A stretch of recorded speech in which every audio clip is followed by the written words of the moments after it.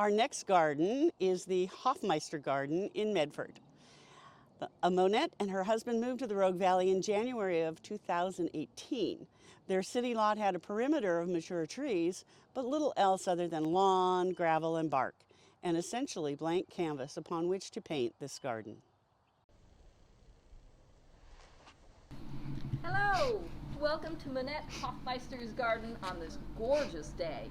My name's Margaret Clark, class of 2017. This is Monette Hoffmeister, class of 2019. And our erstwhile videographer is Cassandra Toes, sort of class of 2020.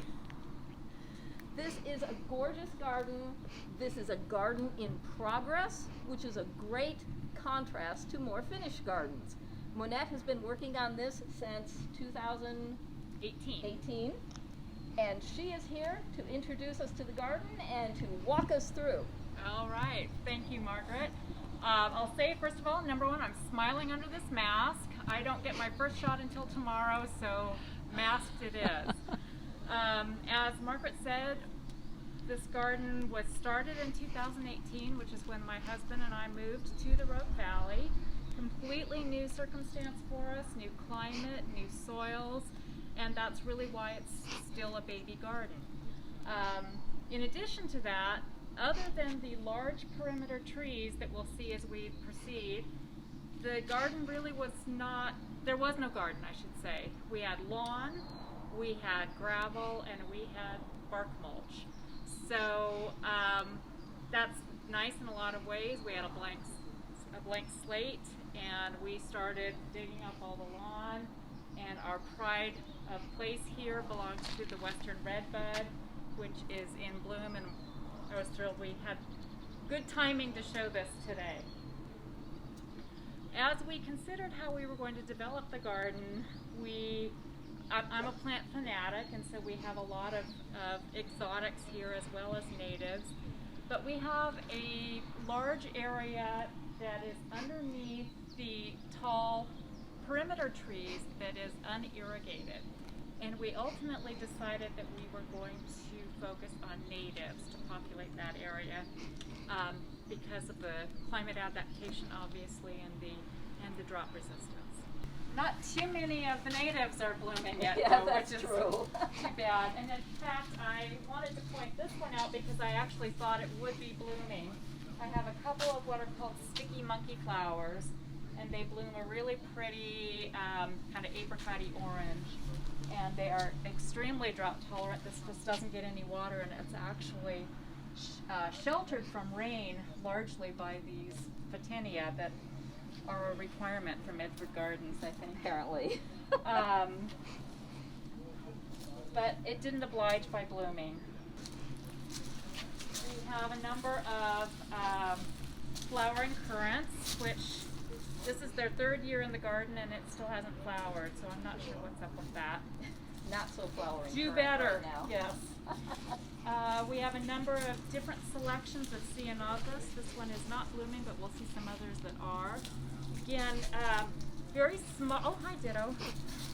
Small plants. I tend to choose smaller plants rather than bigger to start. Partly because I don't want to rather dig a big hole, but also I enjoy the process of watching the garden grow and develop. So that's why I go for the smaller plants. A manzanita, one of my few successes. I have not had really good success in getting manzanitas established. This one is called Sentinel. And a sumac, Rus trilobata, I think I'm pronouncing that correctly, which is again a baby, but leafing out nicely. And just like its name, And, yes, and is said to have really gorgeous fall color, so I'm looking forward to seeing those oranges. Another ceanothus that is again a baby, but is supposed to get quite large. And when it blooms blue, I'm really looking forward to seeing the effect of that against the white trunk there, which is really why I stationed it right there. I see a little tiny bud on it, so I'll get one blossom on it this year.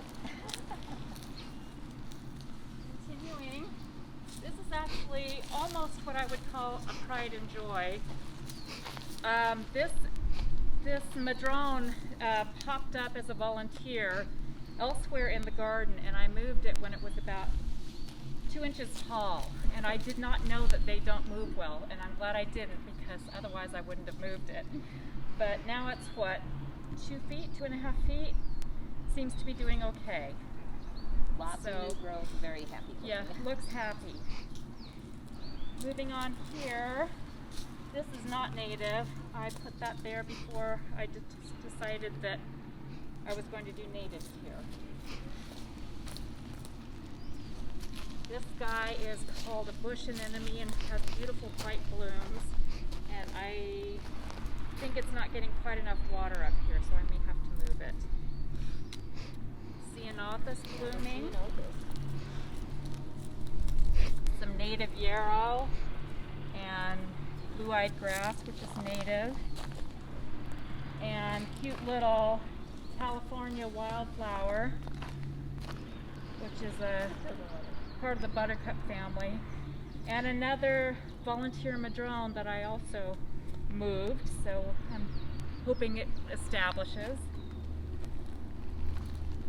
And actually, when I find a plant that says that it likes clay and a little bit of shade, I tend to snap it up if I can.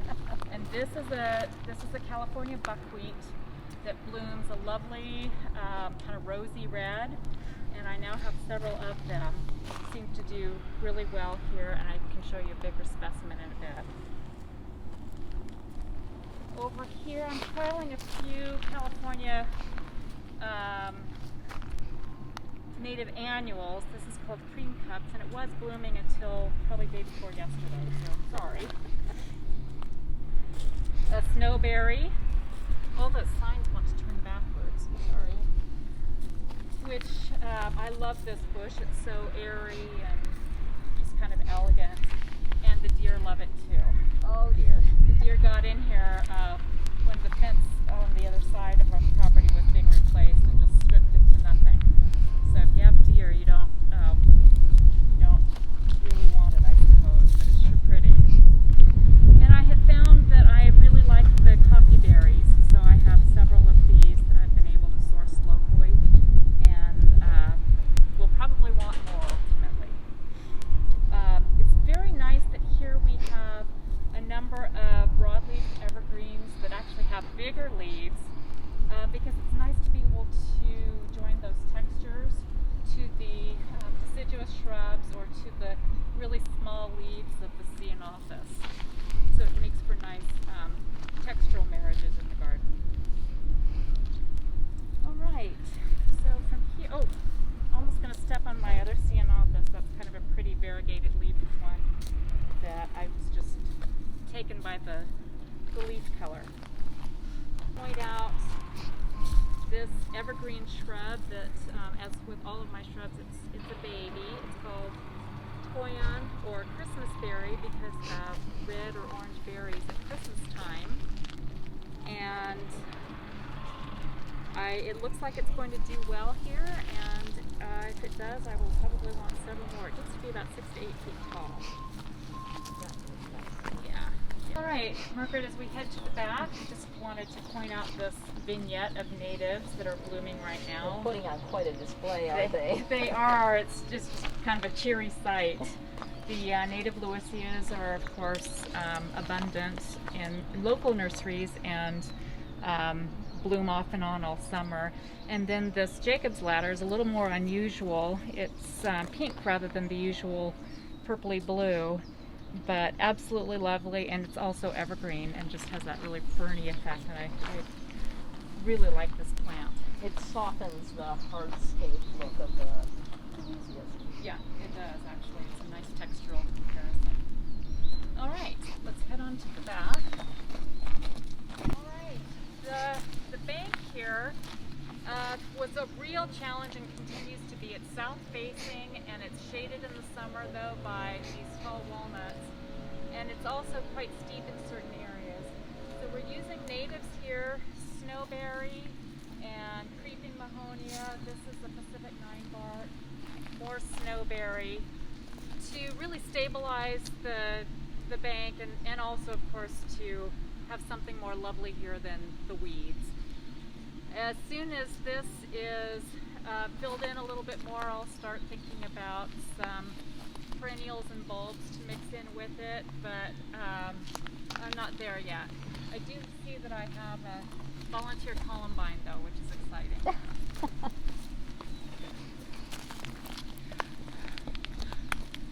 And then across the garden we have our native Oregon white oak, Quercus berryana, which presides over the garden in very majestic style. It's just a stunningly gorgeous old tree. The queen of the garden. Yes, exactly, the queen of the garden. I was calling her earlier the Grand Dame. From what I've read and understood in talking with you, Margaret, and with others, these oaks support 200 or 300 species of insects and birds, and with their leaves, and presumably the acorns are feeding. They seem to be feeding the crows around here, but I've seen deer eat them, and and obviously squirrels, but we only have one resident squirrel, so it seems to be the crows that are more interested in this. And the even scrub small jays. bugs under the bark for the birds. Yeah, there's so many opportunities for native species to feed. Yeah.